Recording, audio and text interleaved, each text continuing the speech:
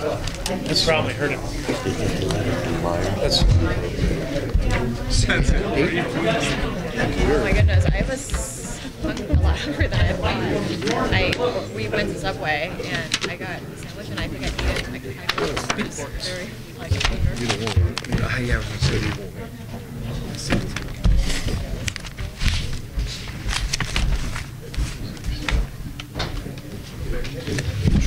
Okay, we're going to go ahead and get started again. Do I have everybody? Looks like we do. Okay. So we're going to move on to agenda item 9A, wild horse update. Chief of Habitat Elmer Bull, in accordance with the Commission's request, Chief of Habitat Elmer Bull will provide an update on the status of wild horse issues pending in Nevada.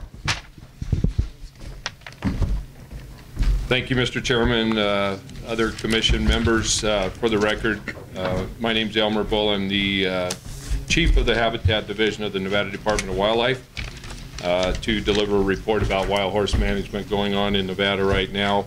Probably the biggest news that we have, and I don't think this is a secret, but the BLM has initiated the development of an EIS related to a proposal for establishment of an eco-sanctuary for wild horses in eastern Nevada, in the area around Spruce Mountain and a little bit south of that. This proposal, I believe, is coming from Madeline Pickens and her desire to expand a horse sanctuary from her deeded acreage out onto public land, which would involve, I believe the proposal is to change the class of use on those allocations from cattle to wild horses with the intent of establishing a place for about 900 geldings to reside, wild horse geldings. So that EIS is expected to take a couple of years to complete. I don't believe we've been invited as a cooperating agency as of this point, but that will certainly happen, or we will assert ourselves into that process. Very, very concerned about that. Deputy Haskins and I were out there a year and a half ago or so and looked at some of the area that might be encompassed in this, and it already looked like the moon as far as I was concerned, and any action in this direction is not going to be very favorable to wildlife, and we're very concerned about the welfare of wildlife in that southern part of the Pequot Mountains, around Spruce Mountain and so forth.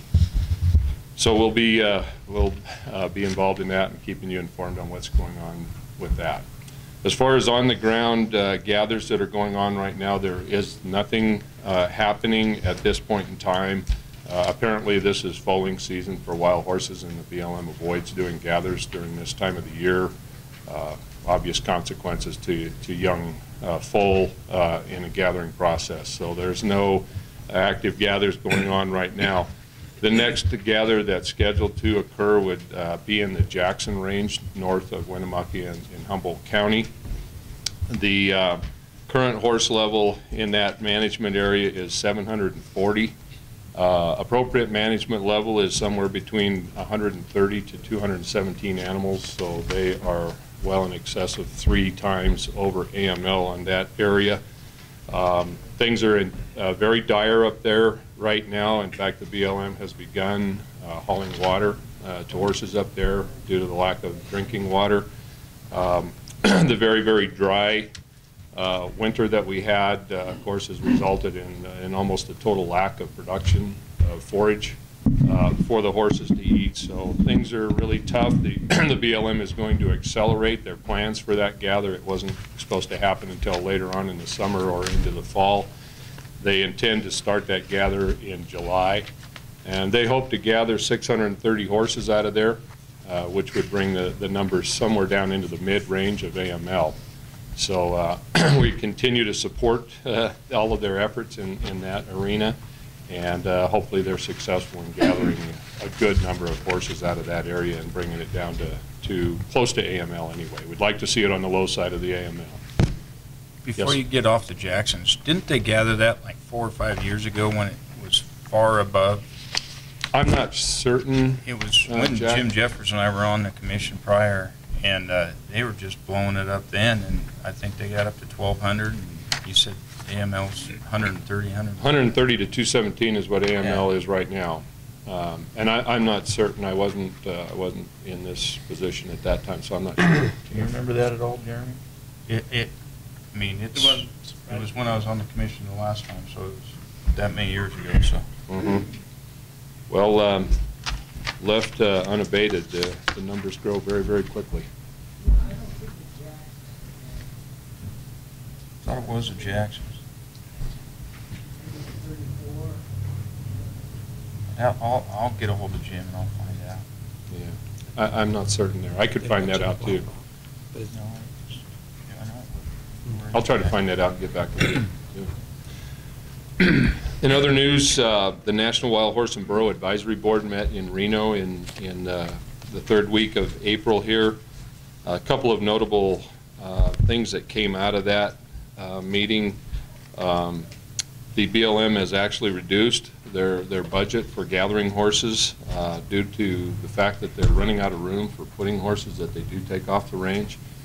And they're also running out of money to try to continue to fund the maintenance of horses that are put into holding facilities. So at the same time, they have increased the budget to do research on immunocontraceptives that they've been starting to use in Nevada. They've increased that budget by $2 million.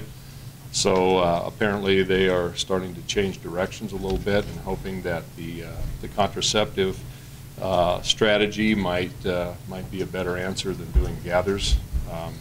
We have some concerns about that, and there were some folks at that meeting that expressed a lot of concern about the potential effectiveness of that strategy. So we'll continue to monitor how that goes. In a couple of meetings ago, I mentioned that the Nevada Association of Counties was exploring the potential to intercede on behalf of the counties of Nevada in some legal action against the BLM due to the inadequacy of the horse management program. Checked with some of their staff yesterday. Things are moving rather slowly in that direction. They have hired an attorney that is performing due diligence to determine whether NACO has a standing in this issue. At the same time, they're interviewing representatives of the various counties and trying to assess the economic impact of having overpopulations of wild horses in those counties and trying to come up with numbers there. Continuing to move through that process very slowly to determine just what their future action might be. So they're still looking at that, and perhaps that'll be something that comes to fruition, but I'll continue to monitor that and report back at future meetings. That was all I had. Okay, any commissioners have any questions? Commissioner Drew? Elmer, we talked a little bit at our last public lands meeting about maybe trying to do a field tour while we were in Elko. Is there any option of maybe trying to take a look at some of that Spruce Mountain country? Yeah, I don't know, whether the Elko meeting is scheduled for all day Friday, or were you thinking about doing a Thursday? Maybe like a Thursday. A Thursday all day? Something maybe we might want to explain. It's a timely issue and it's in the right place, so. We could certainly arrange that. Spruce Mountain, and is that the horse sanctuary? Yes, that's in the area of the horse sanctuary. That way our committee has a little bit better feel for some of the concerns, and that way we can be engaged in a more educated manner. Okay. I could certainly explore that option. I don't see any reason why we couldn't. Yeah, and I'll work with you on that as well. Okay. It just seems like a good match. Yep.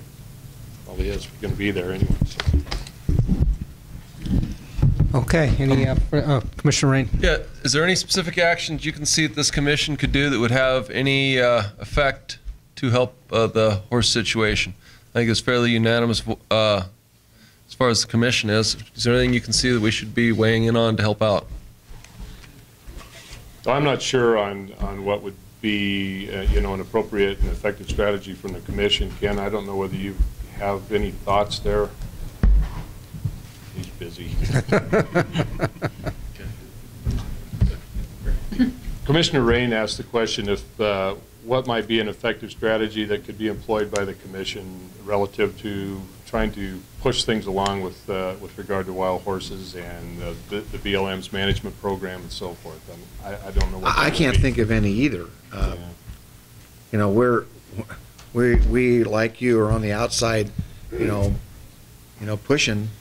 I got a personal phone call from the state director to say that their evaluation period was concluded and that they were going to go to the EIS phase, and that you know, my own private thoughts, how much politics is that versus substance. I just got an email that Director Bob Abbey announced his retirement from BLM effective the end of this month, just a couple three weeks away. So you know, and Deputy Director Poole will be the acting. I don't know how that's going to affect the politics of things. I think the most effective thing we can do as these things, we need to be a cooperative agency.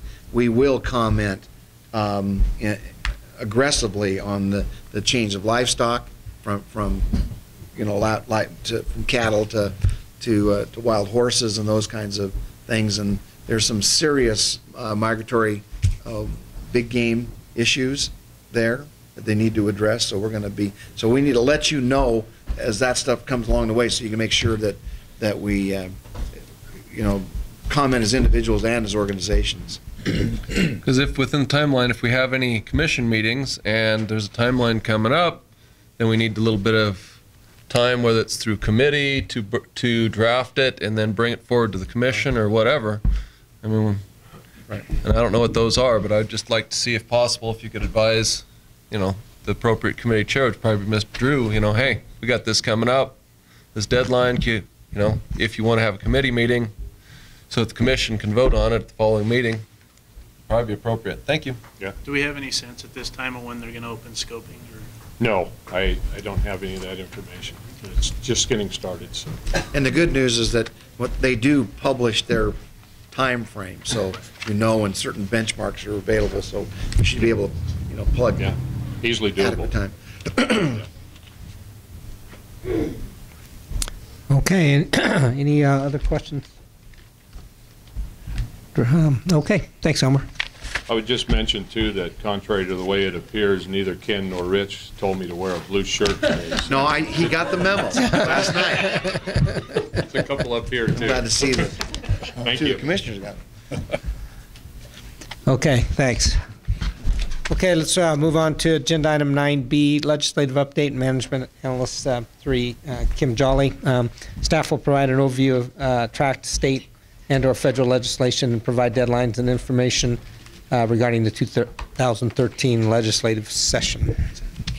Good afternoon. I'm Jolly for the record with Endow. And because the session hasn't started and there aren't any bills, a lot of this I'm going to kind of go over local, state, and federal. And so I was trying to wait till the very last moment to pass this out to you just in case there's any movement on anything. And so pages 3 to the end are federal bills that have been moving along, and I'll get to those. But first, since it's pertinent to part of your discussion earlier, I have an update on local legislation implementation with regards to the various ordinances.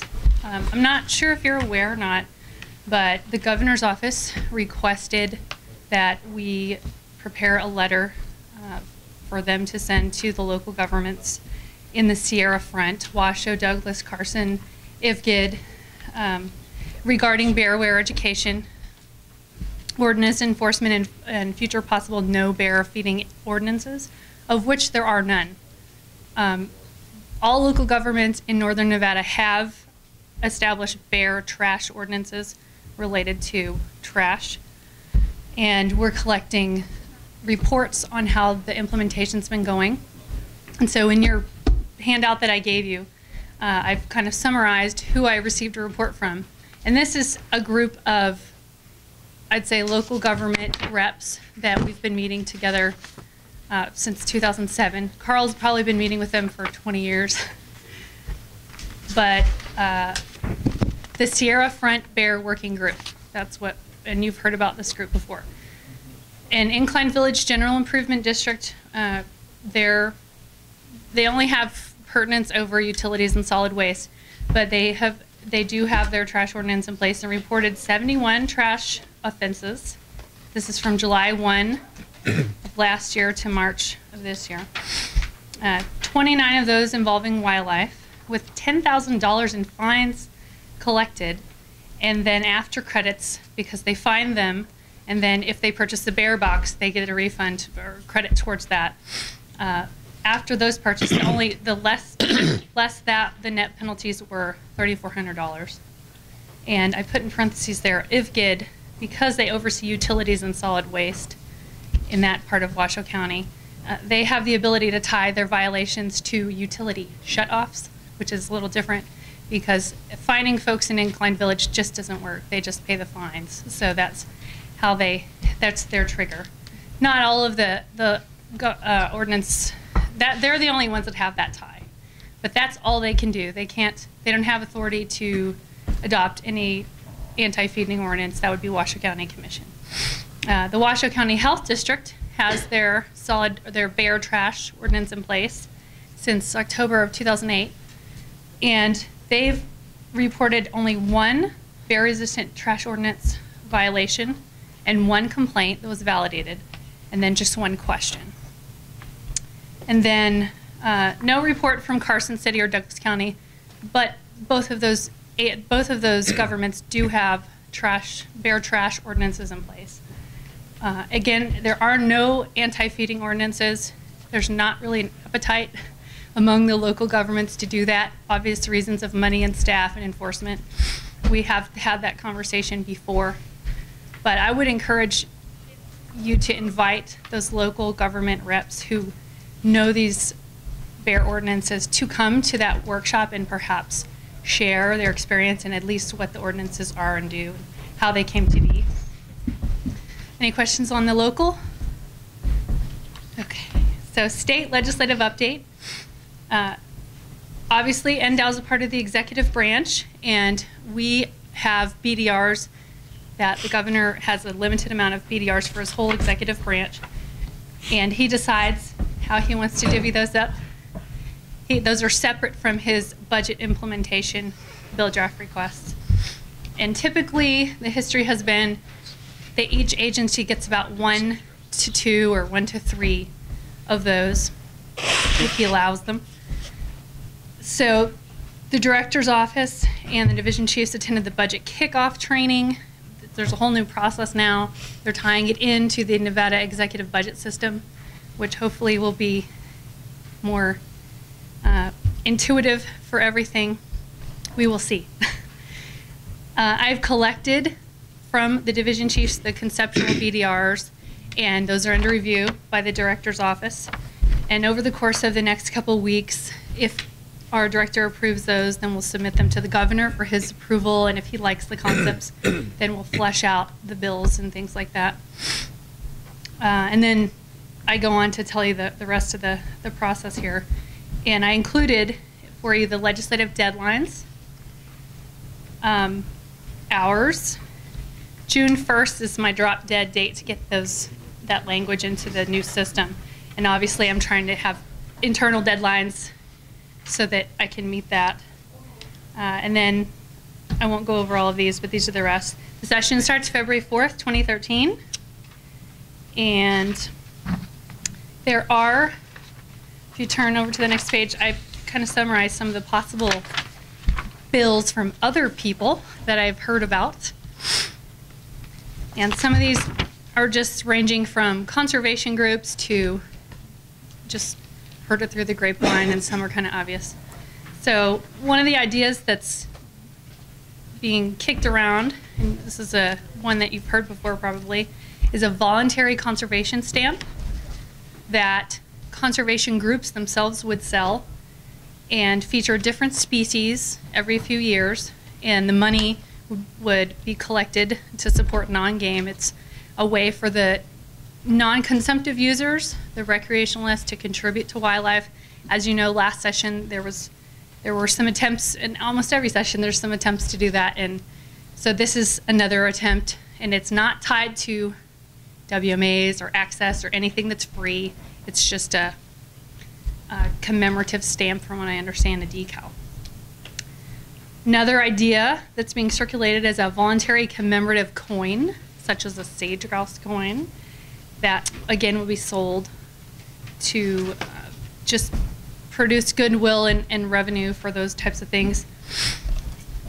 Canada, I believe, has one. Alaska has one. A couple different states have that. And then, as you all expect, other legislative proposals are imminent. Further trapping bill draft requests are most likely going to come on. Possible legislative action or proposals to do things to even end a bear hunt. So those are kind of obvious. And then tied to other interim committees, there most likely will be legislation pop up again to revise the structure of this commission and possibly the cabs, the appointments, and towards the non-hunting and general public. And I don't know if you want me to go over this now, Chairman Macbeth, the sunset stuff, or maybe I can wait till Why later. don't you wait? It's the next. It's going to be coming right up, so we'll wait. Sure.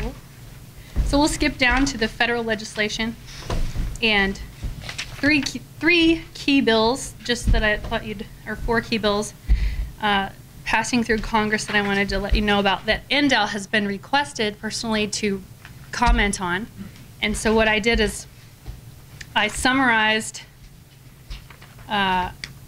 what the bill is about straight from thomas.gov. That's where you can get that information. And then what NDAL's comments were. So you've heard about some of these, I believe. You've probably heard about that Sportsman's Heritage Act, H.R. 4089, the Pine Forest Range Recreation Act. You've probably heard of that. One that you may not have heard of is this S-1775, the Public Lands Renewable Energy Development Act. And so it's kind of a long summary, but it's a long bill, and basically summarized NDAL's contributions to that. One that I will point out, the Sportsman's Heritage Act on page 4 and 5, that did get through the House, and I have listed here the votes from our Nevada delegation on that. I don't know if it's how fast it's gonna go through the Senate, but NDAL was concerned about that. It sounds like a very warm and fuzzy bill, Sportsman's Heritage Act, but we were concerned, along with AFWA, that there could have been an add-on amendment that would have severely limited our eligibility for Pittman-Robertson and Dingell-Johnson, tying it to any state law that would have restricted lead, fishing lures, or any kind of use of lead like that. And we have had attempts in the past by our state legislature to move towards that direction. And so, luckily, our comments, along with office comments, helped to make sure that that amendment didn't happen, and so that wasn't put in the bill. But I do want you to note that the bill has been controversial amongst some of the conservation groups, the backcountry angler groups, because of the perception that it could totally change the prohibitions in wilderness. So that was kind of something you should know about. The Farm Bill is moving slowly. I have not read the whole thing. It's over 600 pages long, but there are summaries, and we do have a diversity division staff person, Connie Lee in Elko, she's on several committees looking at that Farm Bill. And then the last few pages are just summaries of bills that you should know about, and I'll let you read that at your own leisure.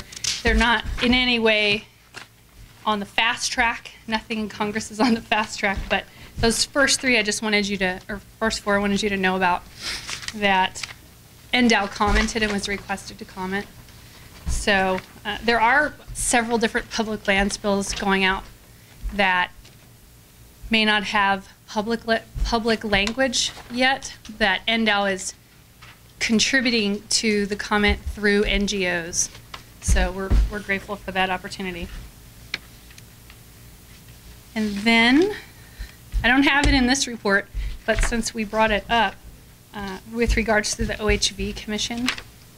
So their next meeting is May 24th, and it's in Carson, and Carson video conference to Las Vegas and Elko.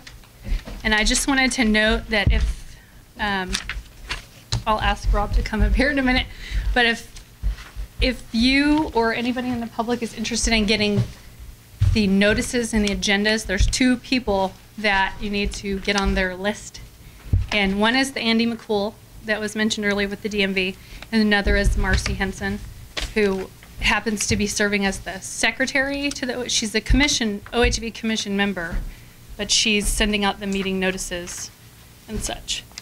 And it has been very confusing, the way that they've noticed some of the meetings and the regulations that they're going through, but, and they do have 2 members that have not been appointed yet. The DCNR member, or the member nominated by DCNR, and then the snowmobile member.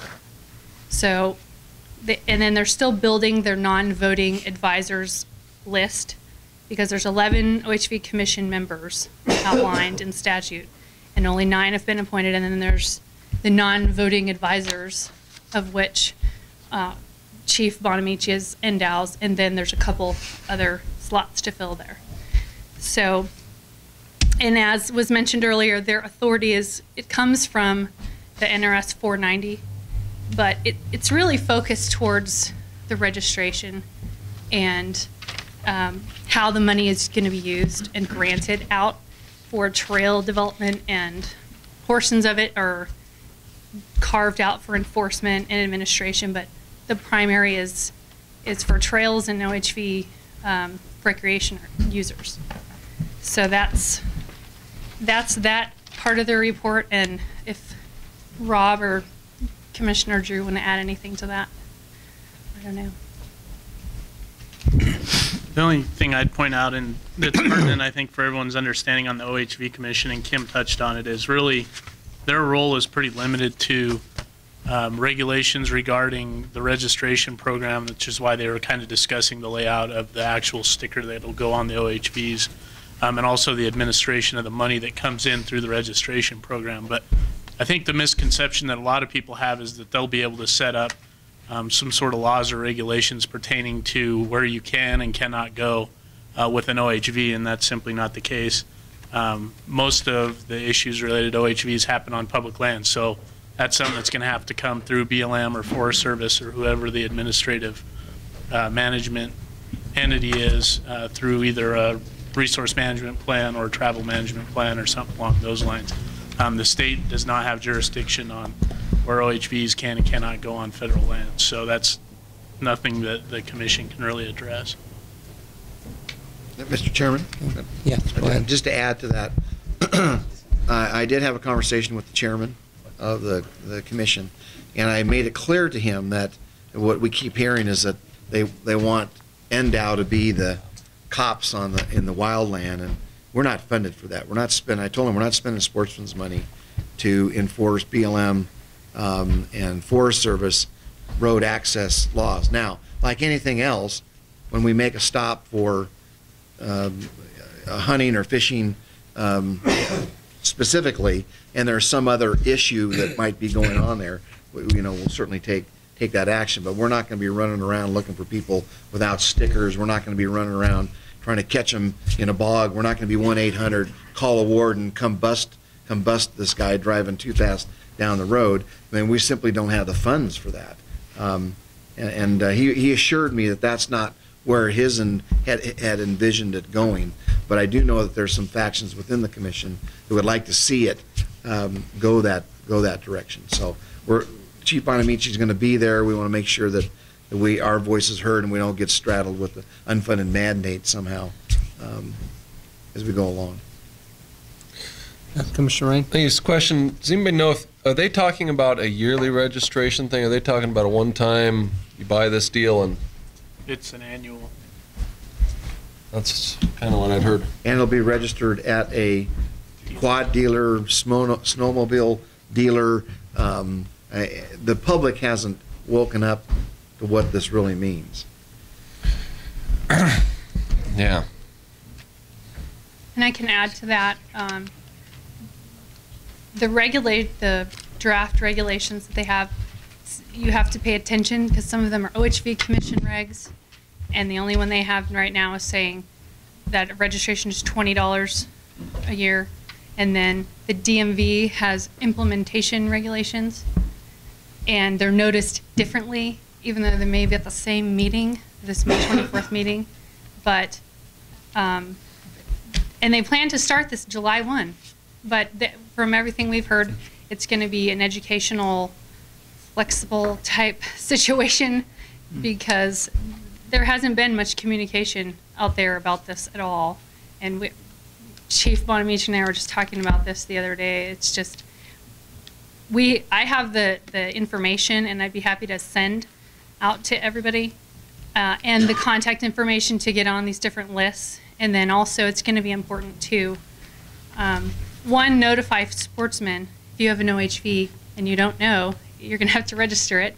And then two, once they start collecting this money and this OHV commission decides to, whenever they're going to do this, how they're going to grant this money out, it'll be important for the commission and members of the public and sportsmen to weigh in on the types of trails and recreational facilities and where they're located. And that was one of John Reed's real concerns, was that's what the money's going for, and there's a small portion, one line that says rehab for damage made by OHVs, and he was just concerned that wherever they're going to be building these trails or recreation facilities that for OHV users, that they're not damaging to sage-grouse or wildlife, and that somebody's watching that.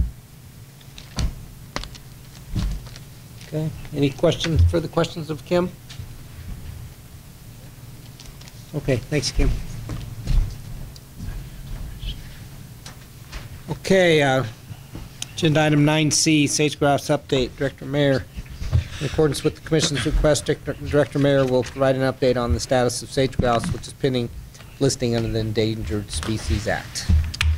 Okay, well, as usual, lots of things are happening with sage-grouse. Last meeting, I reported that the Secretary of Interior's task force, sage-grouse task force, met in March, and I was there and kind of gave an overview of what's been going on nationally.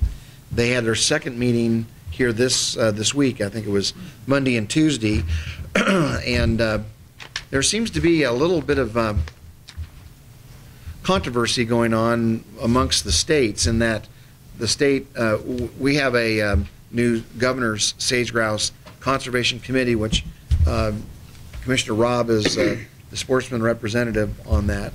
And their first meeting is going to be the 15th of May. And they're going to meet every couple weeks to July 31st. I just asked Corey, he said 6 to 7 meetings. Yeah, so that's about right. The sync, there's a lot of stuff going on here. The BLM has their EIS process going along. They're currently putting together alternatives that they're evaluating in their EIS, their draft EIS. Our perspective is that as long as there's enough, the breadth of alternatives is broad enough that they'll be able to, whatever the state comes up as far as the Nevada plan, would be easily evaluated within there. Or if it's close, it's not exact, but it's close enough, they can modify in the final EIS. You just can't come in and say red when red was never even considered as a color you might want to.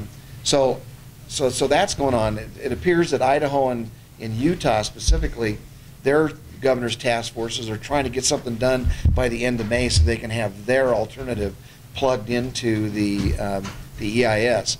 The concern that I have is that what really is going to drive all of this is what the Fish and Wildlife Service comes up with, is what the listing criteria is going to be for them to determine whether it's warranted or not warranted. We've talked about the 19 variables or threats that they've identified in their initial finding, and what the conservation objective team is going to do from the Fish and Wildlife Service is define those more in a scientific terms. Now, the interesting thing I mentioned to you about this conservation objectives team, for the first time, state biologists have been asked to participate as a group with the Fish and Wildlife Service. I got a call from the Fish and Wildlife Service technical lead for that, and she was quite excited. She said that the meeting they had for 2 days totally changed her perspective on how she should look at the conservation of grouse in the United States, based on the input she got from the state guys that own and possess the data. And that's kind of what it's been historically, is that the state submits and others submit data to the Fish and Wildlife Service. They go away and kind of do their magic and determine whether it should be listed or not listed. This time we're actually going to have some input to that. What does that all mean? I don't know exactly. I did ask her, well, what does this mean to the state task forces? Because quite frankly, a state plan is not worth anything if it doesn't address the listing criteria. As an example, if what the state comes up with doesn't accomplish what the service is looking for, they'll just list the bird. So we need to make sure that those things are linked. She assured me that that they're going to be able to come up with kind of the general approach, but all the specifics are going to come a little later, how you would actually do it. And what I'm hoping, and I said to her that there'd be some kind of a score sheet so that we could do development within a state and be able to have trade-offs, but at the end of the day, we're still meeting the mark that they think we need to have from a population perspective, which would mean I'll use grazing as an example, that if you just listed the bird today, that every allotment management plan would have to be reviewed specifically under Section 7 for its compliance. That first of all, the BLM doesn't have the resources to do that. The service doesn't have the resources to help in that. We need something that's more reasonable, that we would only focus on in those areas that are actually critical to keeping the bird off the list, and the others we're gonna have to deal with. That's the kind of stuff I hope they come up with, and I was assured that they are, yes, and working on that. Any questions about that on the greater part of it before I move on to the bi-state? Okay, and I'll keep reporting on how this whole thing is moving on, and of course, Jack, you'll be able to provide insight on what's happening with the state task force. The bi-state action plan is completed, and the technical team has ranked those actions in order of priority. So now we're ready to go. We've been implementing projects along the way, but we're really focusing on the higher priority items now. The Fish and Wildlife Service help with that ranking process. We completed the LEC surveys that we had, intensive LEC surveys. I don't know how much we put in there, 40, 50,000 of NDOW dollars. We had 25 or 30,000 of cow fish and game dollars to pay for helicopter time, and I was able to collect about $51,000 between a letter that Gil wrote to the NGOs and the mining companies, and Carson Valley Chucker donated $20,000 to this effort, but Gil was successful in collecting about $50,000, and we used that for private helicopter time to fill in the blanks from what the agency dollars would provide. The good news, if you want to have a detailed report, we can do that for you, but the good news was we found new LECs, which I was hoping that would be a result, and everything we heard from the landowners and the livestock operators, there were LECs out there that we knew nothing about. So we were able to identify a number of new LECs. We also have a number of new areas where we saw birds, and they're not classified a LEC unless we actually saw them strutting. That's the definition. But I was talking to the guys that did fly, that when they saw birds flush, you don't know whether they were lecking and they were strutting and then they flushed because of the helicopter. But now we have location. We're going to go back and look and focus in the future. And we also found, as an example, over 100 birds on Mount Grant, which had not been recorded before, which was real exciting. We knew they were there, but it hadn't been documented. We found more birds in more places, which is all really good finding. That makes the Fish and Wildlife Service process a little more difficult for them, quite frankly. Population isn't that big, it's bigger. The major thing still driving the bi-state is probably pinyon juniper encroachment. We need to make headway on that, and through the Partners program, we are addressing that. And you should know that we're meeting at least once a month now with the Executive Oversight Committee for the Bi-State, which is the 5 principal directors for NRCS, Forest Service, BLM, and NDOW, which I'm impressed that we can keep that energy up, and it seems like everybody's in for the long haul. I guess the last thing I'll mention, Congressman Amodei, when I was back in D.C., hit me up. He said, you know, if the #1 threat to the greater sage-grouse in Nevada is the wildfire cheatgrass situation, why aren't we doing more on the ground to deal with that issue? And I said, you know, we've been working on that, but it's probably not as organized as it should be. So we, his request that we pull together the experts, we got through the Partners program, we pulled in all the fire experts and cheatgrass experts in Nevada and surrounding states. We met here in Reno, and from that developed basically an outline for a white paper.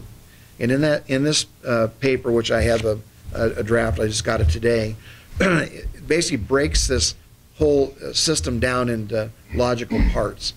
And fire prevention, initial attack, and everything from what we're currently doing, what we need to be doing, the money that we need to get that done, and are there any federal or state policies that are impediments to getting that done? Because obviously, Congressman could not only be looking for money, which is a very difficult lift at this point, but there may be policies, and I know of a couple, 3, that need to be changed at the federal level to really facilitate getting some of this stuff done.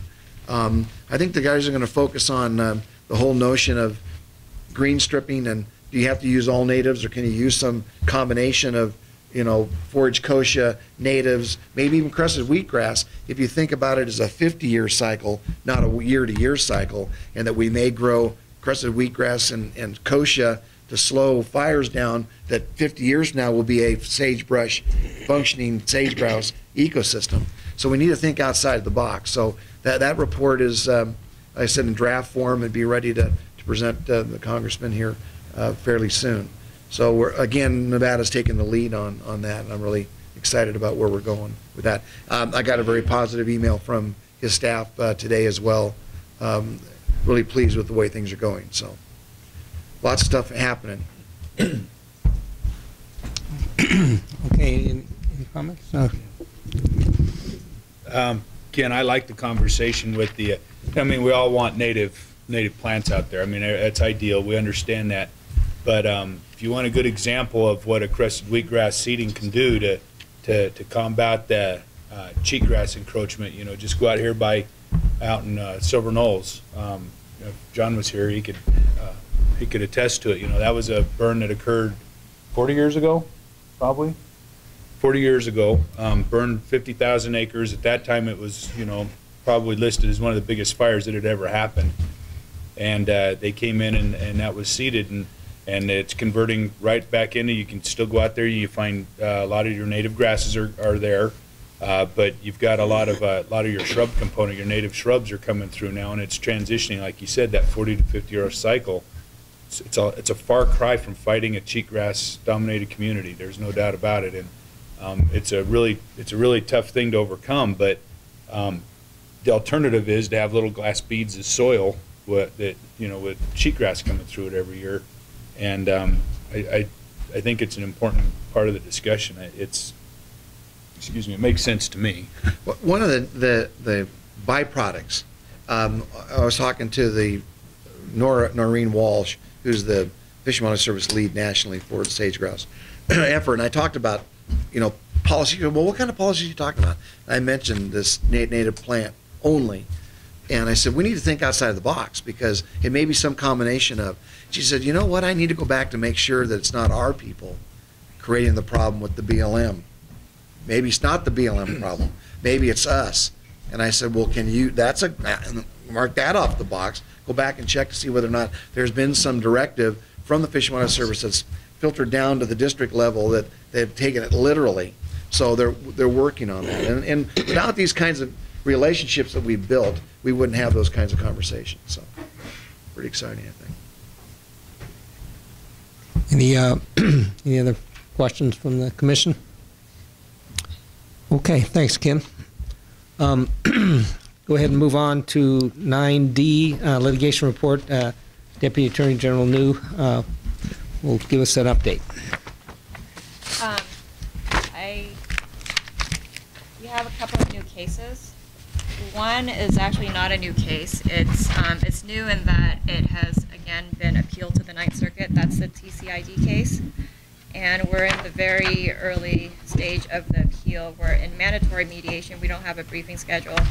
But basically, it relates to the excess diversions by TCID. I think it was back in the 80s or 90s. I'm not fully done with reviewing of the case yet. We have a few boxes in my office that I'm still trying to work through. But that's where we're at. So that's a new case that we have. The second new case that we have is it's down in Las Vegas, and it's from a vehicle accident, I believe, involving an ex-employee, and we're also in the early stage of that litigation.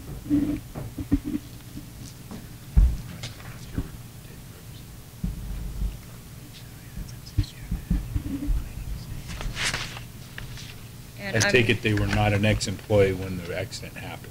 Correct. Well, yeah, something like that. Okay. Lots of fun those are. Yeah. And we actually have a hearing on this at the end of this month, but it's a pretty standard pre-hearing type of conference, I believe. I just make a quick comment, and we look through our litigation report, and we know how much time some of these major cases are, but I really think it's very easy to underestimate how much time is spent on these ones that are brought forth by personnel, or the personnel ones that are related to personnel. They're probably, it's unbelievable amount of time that's spent, not only from a staff standpoint, but from it's usually a high-level management position that's dealing with those, and it takes the legal counsel to address them, and they literally take hundreds of hours.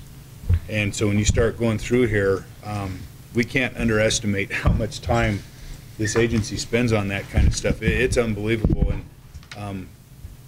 having experience with that, I can tell you that I probably spent over 400 hours 1 year. That's probably getting close to 25% of my time 1 year dealing with one. That didn't even go to court. So just to give you guys an idea how much time can be spent on them, it's unreal. So. Right, and we have one case on here, but like Commissioner McNinch said, the reason why it's on here is because it's in court. There are countless numbers of personnel matters that are not reported because it's not in litigation. We try to keep it from litigation. Yeah, it's a lot of work. I mean, even those take dozens and hundreds of hours, personnel time. So. Sure.